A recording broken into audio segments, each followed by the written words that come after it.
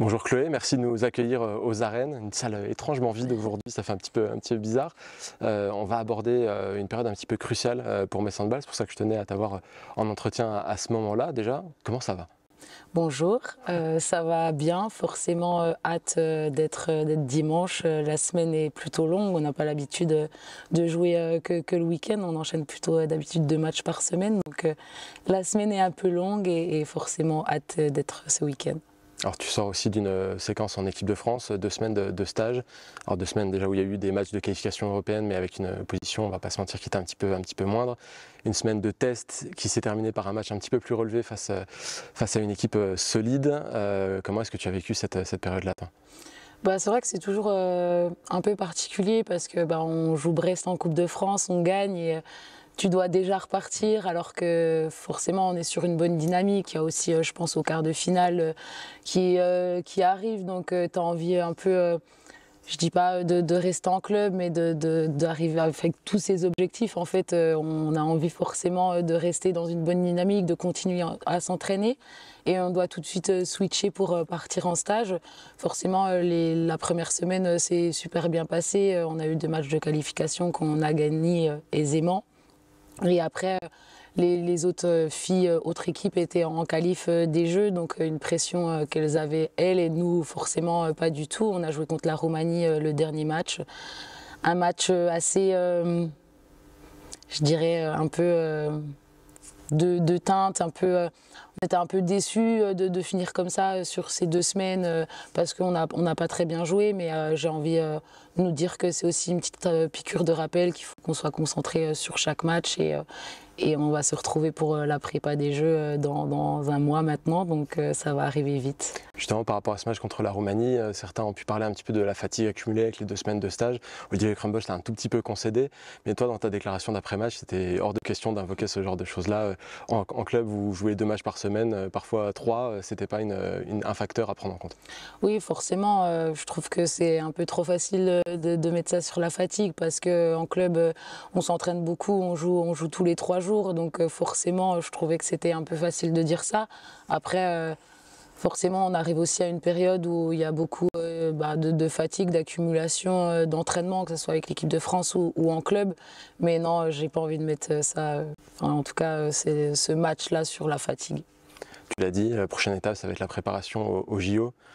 C'est pas rien. On a presque oublié que vous avez gagné un titre mondial il y a quelques mois, parce qu'il y a tellement les JO dans toutes les têtes. Qu'est-ce que ça t'évoque, toi? Toute honnêteté, j'ai pas envie de me projeter sur ça. Déjà parce que je suis quelqu'un qui prend les choses les unes après les autres et en fait il y a tellement de belles choses à vivre avec Metz Handball que j'ai pas envie de penser déjà à ça et oublier la fin de saison qui nous attend. Ça fait pratiquement 1 an qu'on travaille avec Metz pour atteindre nos objectifs et ils arrivent à ce moment-là. Et en fait, pour être sélectionné à la prépa des Jeux, il faut que je sois performante en club. Et du coup, ça arrive aussi ce mois super important. Et j'ai envie de tout remporter avec Metz pour arriver, si je suis sélectionnée en prépa, avec le maximum de confiance. Alors tu le dis, tu veux tout remporter avec Metz, ça passe par ce quart de finale de Ligue des Champions face au CSM Bucarest. J'imagine qu'il y a une petite impatience de retrouver ce genre d'échéance. Et en face, c'est un club, c'est pas n'importe lequel, ça joue fort au handball. Comment est-ce que tu l'appréhendes? Forcément, c'est un quart de finale de Ligue des Champions, donc de toute façon, tous les adversaires sont relevés à ce niveau-là. J'ai hâte, j'ai vraiment hâte d'y être parce que ça fait un moment qu'on n'a pas joué en Ligue des Champions aussi, vu qu'on a été directement en quart. Parce que, comme je l'ai dit, ça fait 1 an qu'on travaille aussi pour ça, que j'ai aussi forcément en tête le quart de finale de l'année dernière et que j'ai pas du tout envie que ça se reproduise. Et je sens l'équipe prête, je sens qu'on a tout cet objectif en tête, mais que ça soit l'objectif de gagner le quart, mais comme le match contre Brest à Brest, comme la Coupe de France, enfin la finale de la Coupe de France, j'ai la sensation qu'on est solide, qu'on a confiance les unes envers les autres et qu'on peut aller loin, et c'est pour ça que j'y crois aussi. Ce quart de finale de l'année dernière, vous en avez reparlé en équipe ou c'est un peu quelque chose que vous gardez chacune dans votre coin, votre ressenti par rapport à ça? C'est compliqué parce que c'était l'année dernière, il y avait d'autres joueuses, il y a eu de nouvelles joueuses cette année, d'autres qui sont parties, donc c'est toujours compliqué d'en parler, surtout que de toute façon on ne peut rien y changer. Après, voilà, je pense que c'est aussi... ça fait partie de l'expérience qu'on a aussi accumulée chacune dans son parcours et c'est des matchs forcément qui marquent, mais c'est des matchs qui vont nous servir pour la suite, j'en suis sûre. En tout cas, au CSM, il y a des coéquipières d'équipe de France, des anciennes Messines, une ancienne future Messine aussi. Tu t'attends à ce qu'elles aient un plan aussi en jouant Metz à ce niveau-là de compétition? Franchement, un quart de finale, de toute façon, tout le monde veut le gagner. J'imagine qu'elles veulent aller au Final Four. Nous, on veut y aller. Donc, bien sûr qu'elles vont tout mettre en œuvre pour y arriver. Mais à nous aussi de savoir qu'est-ce qu'elles vont mettre en place, à nous de les contrer. Je sais que Manu est quand même très, très douée pour ce genre de match. Je sais aussi que mine de rien, elles nous connaissent, mais on les connaît aussi. On sait leurs points forts, on sait leurs points faibles. Je pense à Laura Gloser, je pense à Laura Flip, à Grace. Donc ça va être un match intense. En tout cas, il sera aussi intense au niveau des tribunes. On sait qu'à Bucarest, c'est toujours quelque chose, les déplacements, que ce soit contre le Rapid ou contre le CSM. Ça aussi, c'est un facteur à prendre en compte, même si à la fin, il y aura la réception aux arènes avec certainement autour de nous un tout petit peu plus de monde qu'aujourd'hui. J'espère. Oui, après, je peux pas dire, je n'ai jamais joué contre le CSM, donc je peux pas dire s'il y a vraiment une grosse ambiance. Après, c'est sûr qu'en connaissant le Rapid, en ayant joué plusieurs fois, c'est une ambiance de folie, un peu très, très chaude, des supporters qu'on n'a pas l'habitude de rencontrer, en tout cas qui ont des attitudes qu'on n'a pas l'habitude de rencontrer. Mais c'est aussi ça qui est excitant et qui fait la beauté de ces matchs-là. Justement, comment tu sens l'équipe par rapport à cette échéance-là? Tout le monde c'est la période de la saison où tout le monde doit être focus et concentré droit devant. Oui, c'est vrai que la semaine, on a toute la semaine pour travailler le match. Donc, on a commencé dès lundi matin. Je sens l'équipe concentrée, qui a aussi envie de bien faire. On a beaucoup plus de vidéos que les matchs aussi d'avant parce qu'aussi on a plus de temps forcément.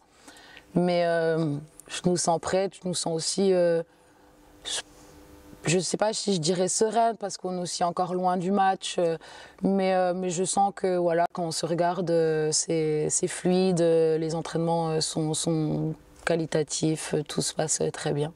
On s'est souvent posé des questions cette saison sur l'équilibre des minutes et l'implication de toutes les joueuses. Récemment, il y a Emma Jacques qui nous a apporté un élément de réponse. Elle a dit qu'elle avait aussi beaucoup travaillé sur elle-même par rapport à son temps de jeu pour être performante quand elle rentre sur le terrain. C'était aussi un des facteurs à prendre en compte pour être prête au moment clé.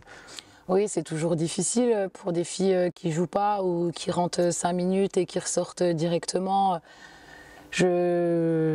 J'imagine en tout cas ce que ça doit leur faire et je sais aussi que c'est très très importante et c'est ce que j'essaye de faire aussi dans mon rôle de capitaine, en tout cas essayer d'amener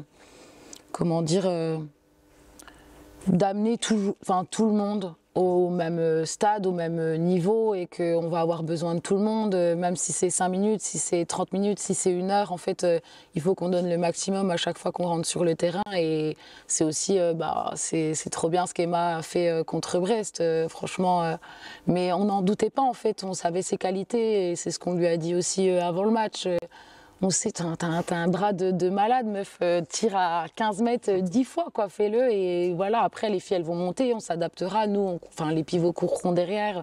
Mais je suis trop contente pour elle parce que elle a prouvé qu'elle pouvait le faire. Et en plus de ça, ça amène encore en plus, pour l'adversaire, là, CSM, de la vidéo à faire en plus, une joueuse en plus à analyser. Et nous, ça amène un autre type aussi de jeu que Louise. Et justement, là, il y a le CSM, il y a encore le CSM et après c'est Brest justement, donc de nouveau un match contre une équipe qui a réussi à s'imposer ici et chez qui vous avez peut-être fait un match de handball abouti aussi en Coupe de France. C'est aussi un match à enjeu que tout le monde attend avec impatience. Oui, difficile de me projeter dans 2 semaines. C'est loin. Ouais, c'est demain et en même temps c'est loin parce qu'on a 2 matchs hyper importants qui arrivent. Donc j'ai du mal à me projeter sur ce match, même si je sais qu'il est hyper important et qu'il faudra qu'on aille gagner chez elle. Mais voilà, ça sera samedi soir dans une semaine, un peu plus d'1 semaine et demie, où je pourrais me projeter sur Brest. Mais pour l'instant, je n'ai pas envie d'y penser.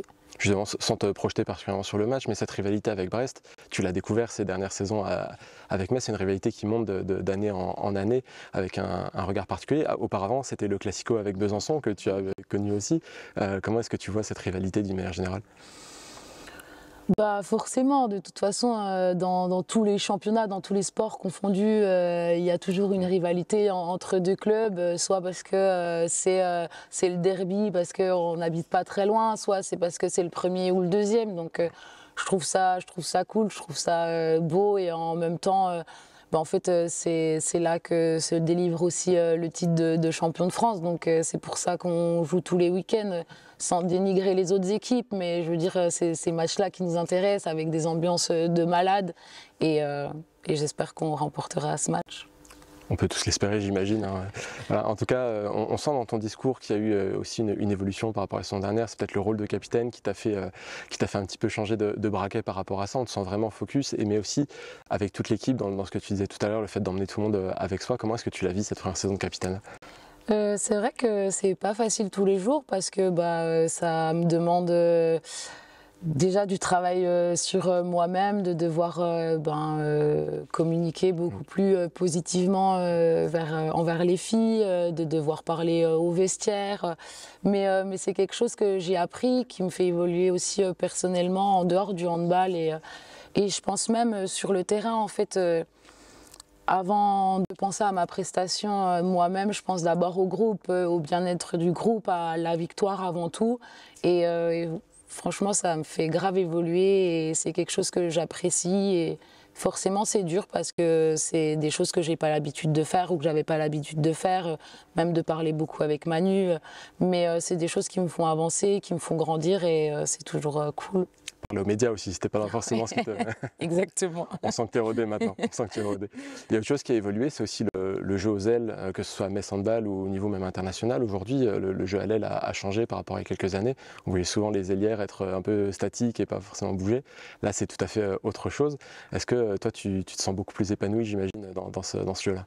Forcément, quand je pense à il y a 2-3 ans en équipe de France où on devait rester au point de corner et attendre les décalages qu'on avait très rarement. C'est frustrant et après j'ai aussi formé mon jeu par rapport à ça où je me suis dit bah écoute tu veux quoi? Tu veux rester tous les week-ends ou tous les 3 jours à ton point de corner à attendre la balle et dépendre des autres ou tu veux améliorer ton jeu, prendre beaucoup plus de plaisir et forcément ça m'a demandé beaucoup de travail, ce que j'ai fait et ce que je kiffe aujourd'hui parce que mine de rien je pense qu'aujourd'hui sans être prétentieuse, je suis pas qu'une ailière à la finition et ça apporte aussi d'autres dangers, ce qui permet aussi à d'autres filles d'avoir beaucoup plus d'espace pour aller au tir. Est-ce que tu as le sentiment d'avoir fait bouger les lignes là-dessus? Parce que je me souviens de ta première saison à Metz Handball où tu t'étais pas caché en disant j'ai pas assez de ballons, je peux pas assez m'exprimer, etc. Aujourd'hui, on peut pas dire que tu manques de ballons, ça se passe plutôt pas mal de ce côté-là. Je ne sais pas si j'ai fait bouger les choses, mais en tout cas, j'ai aussi de la chance d'avoir un coach à Metz qui m'a laissé la liberté de m'exprimer. Je sais que tous les coachs ne veulent pas que leurs ailières rentrent, ne veulent pas que leurs ailières portent la balle. J'ai beaucoup de chance d'être ici, mais c'est aussi pour ça que j'ai décidé de prolonger, parce que je sais que, en fait, c'est pas je peux faire ce que je veux. Il faut respecter les règles, il faut respecter le handball, mais par contre, je sais que je suis pas une ailière à rester au point de corner et que je peux faire plein d'autres choses et c'est plutôt en tout cas cool. Je pense que ça a pu bénéficier à pas mal d'autres joueuses, que ce soit à Metz Handball ou ailleurs. On sent la vraie évolution dans le jeu de ce côté-là. En tout cas, on te sent investi dans ton jeu, on te sent investi dans ton équipe, tu es aussi investi en dehors des terrains. Depuis quelques temps, tu es aussi marraine d'une association, Raphaël Lorraine. Est-ce que tu peux m'en parler un petit peu? Oui, en vrai, tout simplement, on était à un match. Le patron, entre guillemets, le président, voilà. Le président est venu pour me demander si j'étais pour être la marraine. J'ai pas réfléchi longtemps, c'est des enfants qui sont malades. Si je peux apporter juste un tout petit peu de bonheur à ces enfants qui ont une terrible vie malheureusement, ça devrait pas arriver ces choses-là et voilà, si je peux apporter un peu de bonheur à ces enfants, à ces familles qui viennent au match, que je peux rencontrer de temps en temps, je le fais avec grand plaisir. C'était quelque chose que tu avais en toi pouvoir un jour utiliser la notoriété de sportif pour réaliser des rêves d'enfant, c'est quand même pas anodin. On imagine que ça se refuse pas non plus. Ben après, j'ai fait des études d'éducatrice spécialisée, donc forcément j'ai aussi ce côté un peu plus sensible. Je connais, en ayant fait des études sur le handicap, la maladie, forcément je connais le quotidien peut-être un peu plus que d'autres filles sur ce genre de personnes, on va dire. Mais pour moi, c'était impossible de refuser. Et ça... Je rencontre en fait des gens fabuleux qui ont aussi des vies où tous les jours c'est pas facile mais qui ont toujours le sourire et en fait ça te ramène juste à la réalité des choses parce que forcément oui je suis handballeuse, je gagne bien ma vie, je suis heureuse mais des fois on oublie un peu tout ce côté hors handball. Eh bien, merci à toi de t'en souvenir de ce côté hors handball. Je pense que les enfants sont plus que ravis. Merci également pour cet entretien. On te souhaite le meilleur sur les grosses échéances à venir. Merci à toi.